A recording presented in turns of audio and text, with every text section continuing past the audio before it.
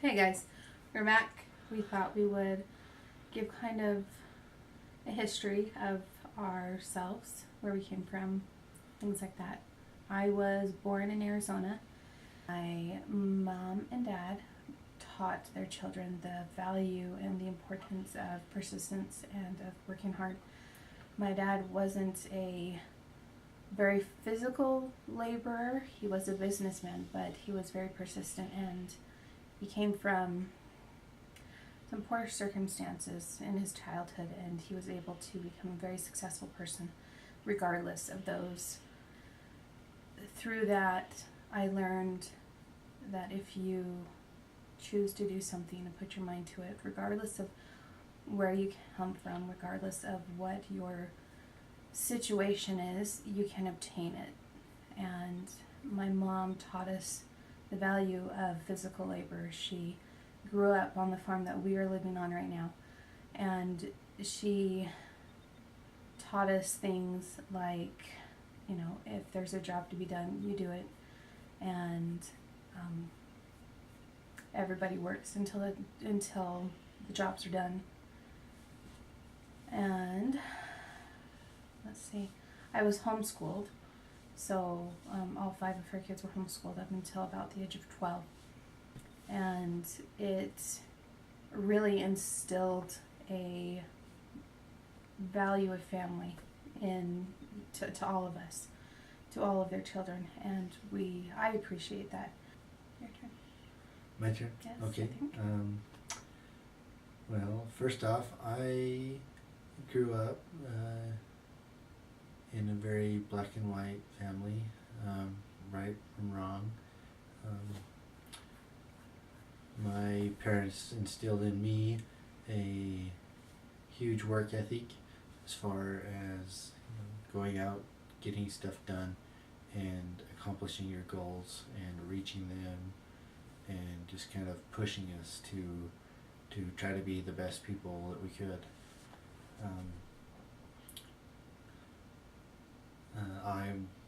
I was public schooled. Shun Shun the unbeliever. No. Shun. No. So I was public schooled. I played sports. I had a full-time job working for my mom and my dad, working on his equipment. That's kind of how I paid for my room and board going through school, and I'm grateful for that.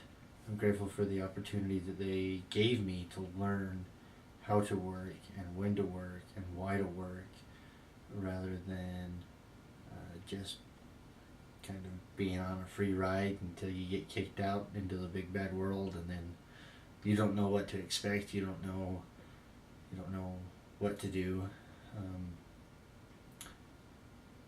So I grew up in a family of 6 kids. Very, very humble upbringing, I would say. Just because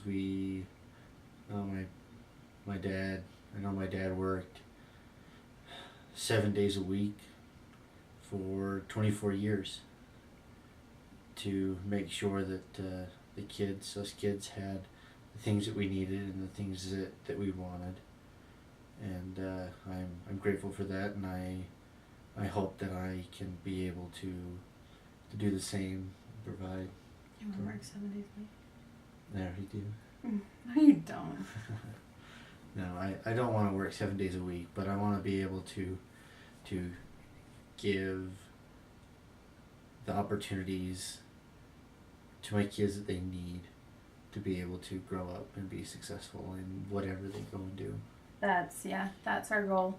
That's one of the main reasons that we homeschool, is to give them experiences that they would, if they were living on their own, they would be able to know how to cook and do their laundry and balance a checkbook and write their taxes. And I mean, things that you learn after high school after college, our kids would know already. Our kids are gonna know that before they ever get out into the real world. Yeah, and they're going to know the value of work because guess what? They don't want to do their chores. They get a really boring dinner. They don't because want they to didn't do put in chores. the effort to have that good food, so that's why they get that. Mm-hmm. Yeah, they don't want to do their chores. They don't get TV or computer time. You know, it's just basic stuff to us that teaches them if you want something, you work for it. It's not you're not going to get handed things on a silver platter or what's that word, silver spoon. You know, we're not. You're not gonna be fed from a silver spoon off a silver platter. Sorry, kids. I mean, you know, not that we would. I don't know. You, That makes you, it you sound can, mean. You but can eat off our Corel water. No, that makes it sound mean. But in all reality, I want them to know that that's how life is. And just like raising our own food, we work for it. We put in the effort for that. We, you know, just like raising our own meat, we go through that process of feeding those animals and raising them, and then the morning of killing those animals so we can be fed. And it's hard because you do grow to care for for the animals because you put in time and effort into that. Well, they're not just animals; they're lives that have been entrusted to us to take care of. But in return, we gain that security to make sure that we have, you know, meat in our freezer, vegetables on the food storage shelf, to make sure that we have those things. So we want to teach our kids, you know, where their food comes from and Yes. how much time and effort it takes to Yep. get that food from pasture To plate. and I want them to be thankful for that, to know that, you know, there's a lot of time and effort that goes into feeding America and to feeding, you know, A single family. person even. Yeah. I mean, just themselves. It's remarkable how much. But it's eye-opening, to be honest, and we are very grateful for it. This is something this opportunity living on this farm and raising the animals and having this land is something that we've wanted for years. And we finally have it, and it's surreal a bit, but it's also just wonderful. Yeah, we're still kind of grasping the concept that Yes.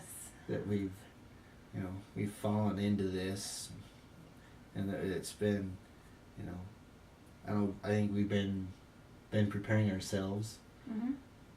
for a long time, you know, Years. with that, Yeah, it's with been that, years in the making, but with that it's, want and that drive, yeah, and now that want and drive is finally being fed, it is, and it's awesome. It's fun. It's exciting. it is so exciting. To go out and let the chickens out in the morning and rummage through the nesting boxes and Yeah, find our breakfast. find our breakfast, and It's great. to know that, you know, here in, oh my goodness, basically 6 another month, We're gonna have a baby cow, and we're We'll gonna have have milk. and we'll have a calf, Our and own milk. Our own so we can butter. have, you know, eggs, and we'll have about that same time, our pig will be ready to butcher. Mm-hmm. So we'll have bacon and eggs and milk, all from our own animals. That's wonderful. It's Isn't that so cool? it's so satisfying It is. to know, and it's so humbling to know also how much time and effort it took to get it to our plate. Mm-hmm. But it's also a huge relief to know that we have those resources at our disposal, so then we can make sure that, you know, our kids are fed wholesome foods, Mm-hmm. We know what goes into those animals. and we know what comes out. Literally. Yes, mountains of poo everywhere. Literally. So this journey is definitely, we're still in the very beginning stages of where we're at and where we want to go. But I think as long as we stay humble And stay grateful. and stay grateful, that we will be able to share this with everybody, and hopefully we can be an inspiration to you wherever you live, whatever you're doing, to try to achieve those dreams. yeah, even you know the area that you may live, you may not be able to have a cow, you may not be able to have a pig, but why can't you grow some tomatoes in a pot? Yeah. Or you know, there's a huge thing going on right now with urban chickens. The little small town that we live next to, they just changed city law. Ordinances, Yeah, changed an ordinance to where they can have 8 hens, and so that's a huge thing. I mean, California has been having urban chickens for years. And several of the surrounding cities have had their ordinances allow fowl or chicken for years and years, and our little town just barely got on the wagon.